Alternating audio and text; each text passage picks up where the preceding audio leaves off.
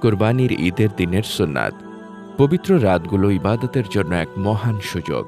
ইমাম নববী রহমাতুল্লাহ আলাইহি বলেন, ঈদের আগের রাত ইবাদতের জন্য গুরুত্বপূর্ণ। রাসূলুল্লাহ সাল্লাল্লাহু আলাইহি ওয়াসাল্লাম বলেছেন, যে ব্যক্তি ঈদের রাতে ইবাদতের মাধ্যমে জাগরণ করে তার হৃদয় সেদিন মৃত হবে না, যেদিন সকল হৃদয় মৃত হয়ে যাবে। ইবনে মাজাহ হাদিস 1782। ঈদের দিন গোসল করা। পরিচ্ছন্নতা ঈমানের অঙ্গ। আব্দুল্লাহ ইবনে ওমর রাদিয়াল্লাহু তাআলা আনহু বলেন, রাসূল সাল্লাল্লাহু আলাইহি ওয়াসাল্লাম ঈদের দিন গোসল করতেন। মুয়াত্তা মালিক হাদিস 428। এটি একটি সুন্নাত যা দিনটিকে পবিত্রভাবে শুরু করার প্রতীক। উত্তম ও পরিপাটি পোশাক পরা। রাসূলুল্লাহ সাল্লাল্লাহু আলাইহি ওয়াসাল্লাম ঈদের দিন তার সবচেয়ে সুন্দর পোশাক পরিধান করতেন। সুন্নাত হল নিজের সাধ্যমতো পরিষ্কার ভালো মানের পোশাক পরিধান করা। আল্লাহ তাআলা সৌন্দর্যকে ভালোবাসেন। সহিহ মুসলিম। আতর ব্যবহার করা। সুগন্ধি ব্যবহার রাসূল সাল্লাল্লাহু আলাইহি ওয়াসাল্লামের প্রিয় সুন্নাত। ঈদের দিনে এটি আমাদের আত্মবিশ্বাস এবং অন্যদের প্রতি সম্মান প্রকাশ করে। ঈদের দিন রোজা না রাখা। নবী করিম সাল্লাল্লাহু আলাইহি ওয়াসাল্লাম ঈদুল ফিতর ও ঈদুল আজহার দিনে রোজা রাখা হারাম করেছেন।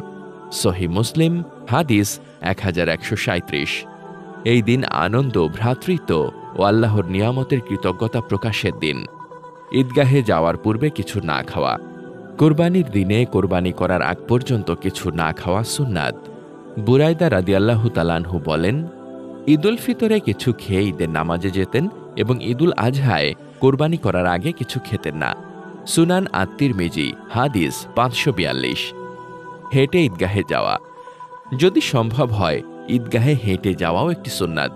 রাসূলুল্লাহ সাল্লাল্লাহু আলাইহি ওয়াসাল্লাম ঈদের দিন এক রাস্তা দিয়ে যেতেন এবং অন্য রাস্তা দিয়ে ফিরতেন। নবী সাল্লাল্লাহু আলাইহি ওয়াসাল্লাম ঈদের দিন ভিন্ন দুটি রাস্তা ব্যবহার করতেন। সহিহ বুখারী হাদিস 986। ঈদের নামাজ ও খুতবা। ঈদের নামাজ একটি গুরুত্বপূর্ণ ইবাদত যা রাসূল সাল্লাল্লাহু আলাইহি ওয়াসাল্লামের হাদিসে বিশেষভাবে বর্ণিত হয়েছে। আমরা ঈদের দিন প্রথমে নামাজ আদায় করতাম, তারপর কুরবানি করতাম। সহিহ বুখারী হাদিস 5545। খুতবায় মনোযোগ দিয়ে শ্রবণ করাও সুন্নাত। কোরবানি করা। আল্লাহর সন্তুষ্টির জন্য ত্যাগ, এটাই কুরবানির মর্ম। আল্লাহ তাআলা বলেন, আল্লাহর কাছে পৌঁছে না এগুলোর গোশত কিংবা রক্ত, বরং পৌঁছে তোমার তাকওয়া। সূরা হজ আয়াত 37।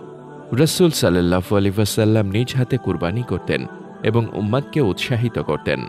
দরিদ্রদের মাঝে মাংস বণ্টন। কুরবানির একটি মহৎ শিক্ষা হল সমাজের সবাইকে ঈদের আনন্দে শরীক করা। পরিবার, আত্মীয় স্বজন ও প্রতিবেশীদের সাথে শুভেচ্ছা বিনিময়ে। তাকবীর, শুভেচ্ছা আর ভালোবাসার মাধ্যমে দিনটি উদযাপন করুন। এটাই রাসূল সাল্লাল্লাহু আলাইহি ওয়াসাল্লামের শিক্ষা। ঈদের তাকবীর বলা। ঈদুল আজহার সুন্নাতের মধ্যে অন্যতম হল উঁচু আওয়াজে তাকবীর বলা। আল্লাহু আকবার, আল্লাহু আকবার, লা ইলাহা ইল্লাল্লাহু, আল্লাহু আকবার, আল্লাহু আকবার, ওয়ালিল্লাহিল হামদ। এই তাকবীর 9 জিলহজ ফজরের নামাজের পর থেকে 13 জিলহজ আসরের নামাজ পর্যন্ত বলা সুন্নাত। প্রিয় ভাই ও বোনেরা, এই পবিত্র দিনটিকে আমরা যেন শুধু আনন্দের মাধ্যমে নয়, বরং সুন্নাত অনুসরণ করে আল্লাহর সন্তুষ্টি অর্জনের মাধ্যমে উদযাপন করি। আসুন আমাদের কোরবানি শুধু পশু না হয়, বরং হোক আত্মা, লোভ, অহংকার ও গুনাহের উপর। ঈদ মোবারক।